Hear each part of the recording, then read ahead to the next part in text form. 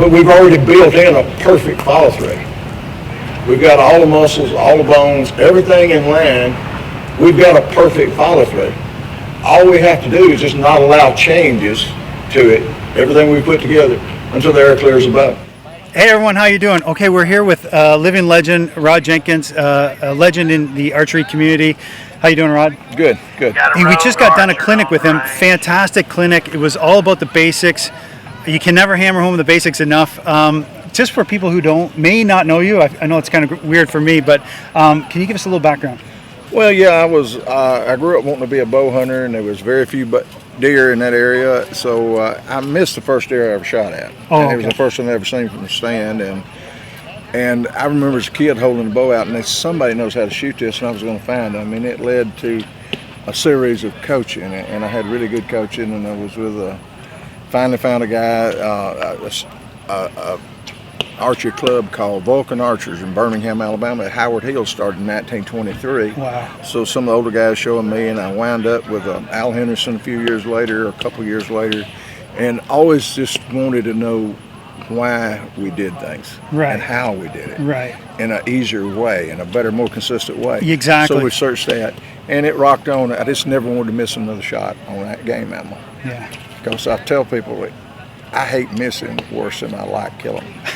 Yeah. So I worked that way, and it wound up with great coaches, competitive archery.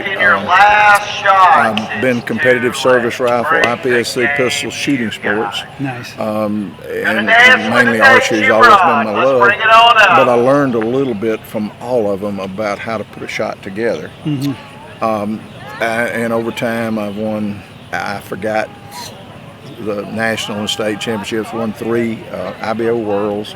Won several different things. But and here a few years ago, I came in second because I started doing clinics, and I'd been gone 26 weekends that year. Wow. And it come down to the worlds, and I had 4 days to practice, and I wasn't in shape, so I could practice about 3 hours. And I shot terrible the first day. I shot high overall the second, and I shot high overall for the championship round. But I was, I think, 7 points down, and a good friend of mine, Scott Anzac, beat me. And I told him, I said, Scott, I've got to decide if I'm going to coach or shoot. You target every shot, well, you're giving up something. It's here. Simply here.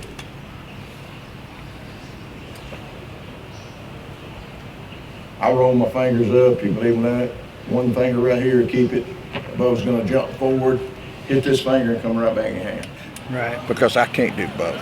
Yeah. So I decided I was gonna coach, and I've never really decided. I enjoy coaching. It's been more fun than it was when I was shooting and winning. So it was a fantastic clinic. Again, it was all about the basics. It was about alignment. A couple of things that stood out to me. 2 things that we do, all archers do. You put a hand on you put your bow arm on the bow, and then your fingers on the string. Those are the 2 points of contact. That's the only 2 places you touch that bow. It pays to get those correct. Yeah, it pays to get those correct. That was right. What I was trying to get out of you. Right. Yeah, exactly right. There's only 2 things. It pays to get them correct. And as far as the basics, I decided what I was going to do on the way up here today. And it's like I'm never very organized in this way.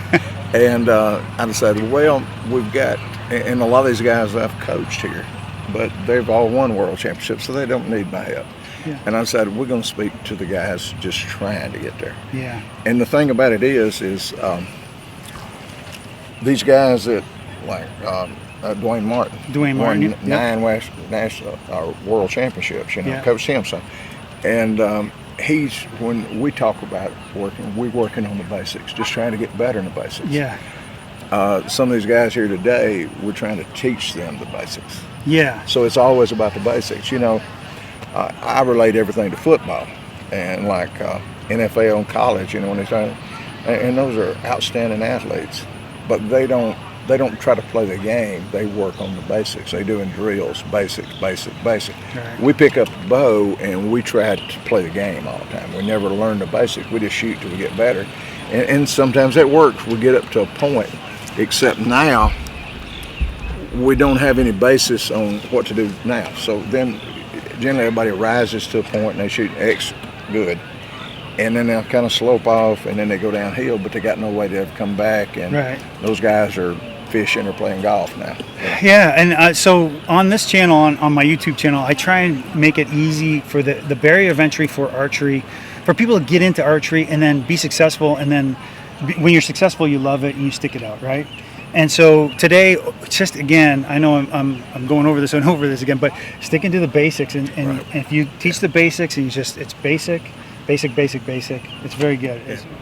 Just right there. No. No, that's what I was talking about. And he asked, how do you set that bow hand, like I said, an upper 45? And I'll add something I forgot a while ago.